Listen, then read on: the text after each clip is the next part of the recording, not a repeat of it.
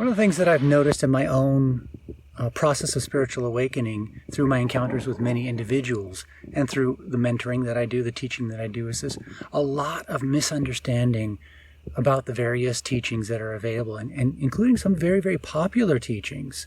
And so today I'd like to clarify a certain teaching. It's the teaching of non-resistance, or the teaching of acceptance, to clarify it in such a way that it will help you to expedite your spiritual awakening process, to find more harmony in your life, and avoid spinning your wheels, avoid the frustration that comes from misunderstanding what this teaching actually means. But before I get started, go ahead and click the subscription button and the notification bell, because I've got a lot more videos coming out, and I don't want you to miss any of it. Some of these things might be very helpful to you or a loved one. And also, please share this video with someone that you might think can benefit from it. So the teaching that we're talking about here is the teaching of non-resistance, or the teaching of acceptance. And so what does this mean, actually? It's hard. What people tend to think it means is you just accept whatever bullshit people throw at you, or you just have to be a nicer, softer person, and just basically it amounts to essentially being a doormat. And that's not what the teaching actually means. It's not what it means at all. To get an understanding of what the meaning actually is, but it also doesn't mean, by the way, to get angry at the people that are treating you like a doormat. Doesn't mean that either. What the teaching actually refers to is the distance between reality and our inner map of reality. And I'll explain this externally first. So the external or sensory reality that we perceive versus our internal map of the reality. So for example, imagine you're walking through a town or a city, streets that you're very familiar with. You're on a schedule. You've got to get to the train station at a certain time. Now, you've not been to that part of town for a while, but you've walked there hundreds of thousands of times. You know it like the back of your hand. And so you're walking through town, and you finally get to an area. You're walking at a clip, and then you come to an area where, well, geez, there's been a lot of construction in the last year or two since you've been there, and the whole area has changed. The pathways have changed, the buildings have changed, and now your inner map of reality no longer matches the actuality. And it's at this moment that we experience the resistance that the teachers were talking about. The inner frustration because our inner map of reality doesn't match the actuality. And of course, the productive thing would be to do to relax, to acknowledge that the inner map is incorrect, and to move forward in a positive way, accepting the reality and learning from it. That's what the fundamental teaching is. Now, how does this apply to spiritual awakening?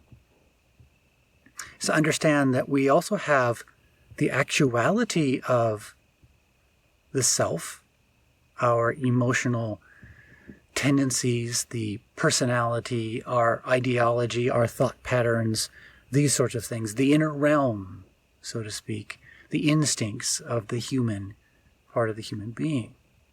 There is the actuality of what's going on within us. It might be the traumas, the emotions, the expectations, motivations, intentions, so on and so forth, much of which is actually unconscious. And then there's our map of that reality. And the map of reality, we call that the self. It's what we believe we believe. It's what we believe we are like. It's who we think we are. But the reality is that the map of our inner realm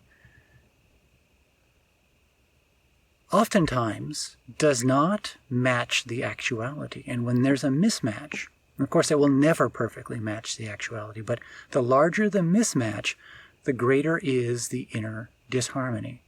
The greater is the stress, the anxiety, the frustration. So think about all the times when you may have argued with your spouse because they did this thing or that thing that really pissed you off. But if you really think about it, they might have done that another time and it didn't. Sometimes they do that thing and it doesn't piss you off, and sometimes it does. What's actually happened is that you were primed for an argument already. There was some anxiety, some frustration within because your inner map of the external reality didn't match up with with the inner map, or the inner map of your internal reality didn't match up with your map, the sense of self. So in any case, there's the syncing between reality and our map is not complete, or it's too far out of sync. And so what happens is during that time we have an emotional pattern or a habit of tightening up, of resisting, of being frustrated that the actuality doesn't fit our expectation. And it is that frustration that leads to the argument. It is that frustration that leads to the huffing and the puffing, or even possibly the withdrawal. If we don't explode externally, we might pull into ourselves and withdraw from the situation. The explosiveness, the anger, the argument, or the withdrawal, both of those occur as a result of not accepting the reality as it is. Whether we like that reality or not is not relevant. It's not acknowledging what it is and not moving in the most expedient, most beneficial, most harmonious way with that reality. And sometimes it's simply, I don't know. I don't know what I'm feeling. And that's important to acknowledge. I don't know why I'm frustrated. Instead of maybe yelling at your husband or wife, you might let them know, I don't know why I'm really frustrated. I don't know why, you didn't take out the garbage or whatever it is the person promised to do. And, that wasn't good. But yeah, I'm adding a little extra spice to this because there's something going on inside of me. If you could acknowledge that, at least to yourself, that would be helpful. And on the same note, we human beings are quite complicated because we have the capacity to map the future. And it gets even more complicated because oftentimes we map the future based on expected gains that we're going to have. So we're going to gain a certain amount of money when this certain deal goes through. And we're sure of that. There's this belief that that's going to happen. It's absolutely certain. You've checked, with your partners, everything's in alignment and it's going to happen. And so you've now, in your mind, banked that $20,000 or whatever it is going to come up from that future event that's going to occur that you're sure of. Then something happens. Someone was supposed to do something at the appointed time to make sure it happens. Someone got sick. The deal falls through. Whatever. Life happens. But now we're upset as if we lost $20,000. We didn't actually lose $20,000, but we're treating it as if we lost $20,000. Because what we did is we mapped out the future. We thought we were going to have that $20,000. We were certain of it. Everything indicated that it would, and then we've made plans around having that $20,000 and what we were going to do with it. And now we love this new future world that we've mapped out for ourselves. And suddenly it doesn't come to fruition. And instead of acknowledging the reality that $20,000 was never actually real, it was only a potentiality, we actually treat it as if we've lost that money.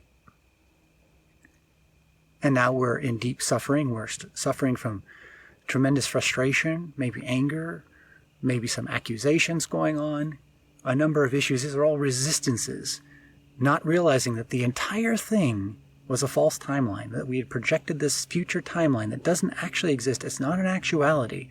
It's actually just speculation. And we calculated it out as if it already happened. And because we've expected it to occur, so that when it doesn't happen, in our mind, in our mental map, it's treated as if it has already happened. It's calculated by the brain as if it was a loss. Loss of money that we had in the bank. When in actuality, it wasn't a loss at all. It was just speculation. And so we have these timelines that are going on. There's the actuality that very few of us are in touch with. But most of what we're in touch with is our inner maps. We're in touch with the map of who we think we are, our map of the future, our map of other people. Think about this. Our map of our own self is oftentimes incorrect. Oftentimes the arguments we have with our spouse or our children is because they themselves don't know the actuality of themselves, of their own inner being. Their map is amiss of themselves. Their map may be amiss of you. and your map may be amiss of them.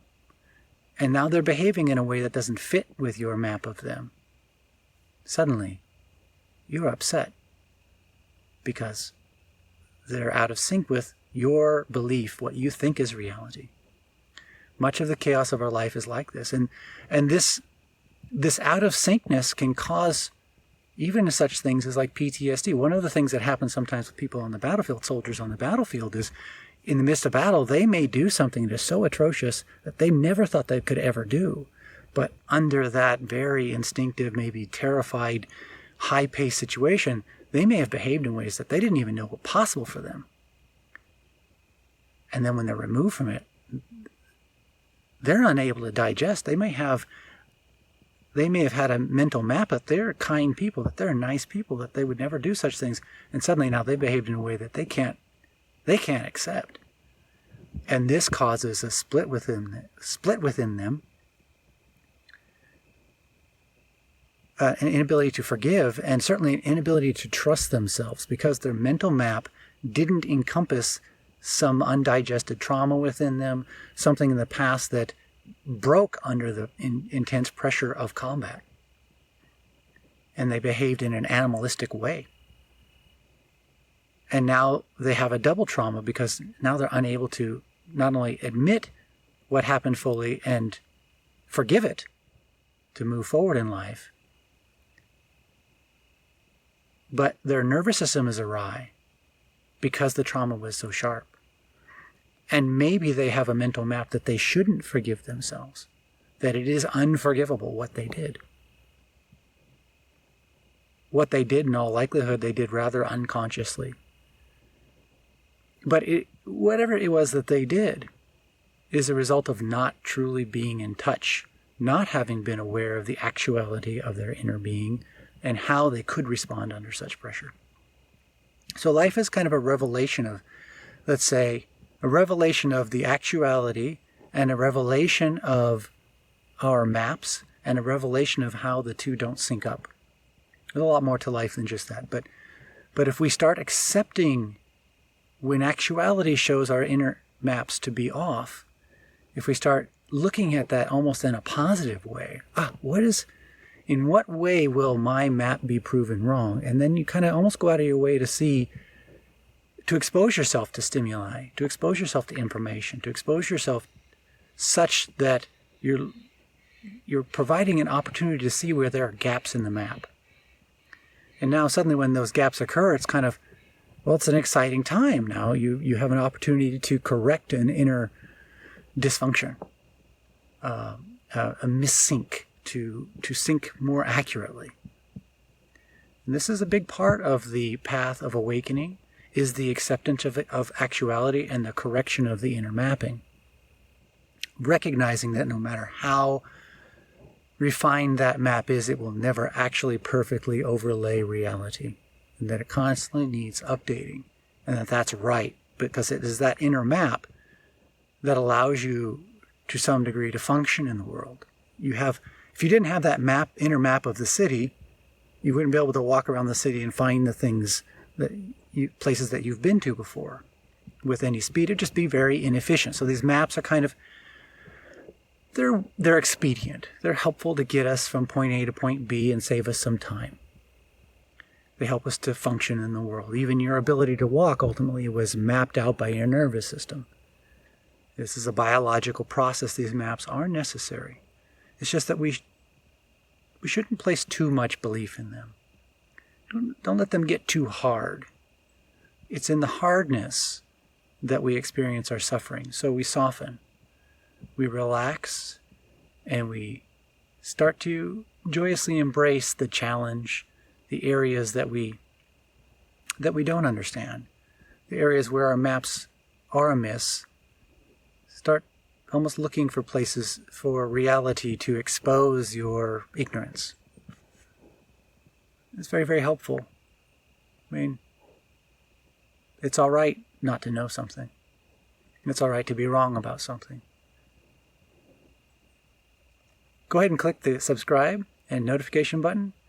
And if you have any questions or you would like me to talk about any particular topics, I'm happy to do so. Got a lot more videos coming out. I hope you'll enjoy them. Share this video with someone who might like it. Also, click the link in the description for the Samurai Meditation course, free 10-day trial. It's going to teach you to be more aware, to integrate with your subconscious mind, to be connected in ways that you didn't think were possible, even while moving, while doing your daily activities. Hope to see you there.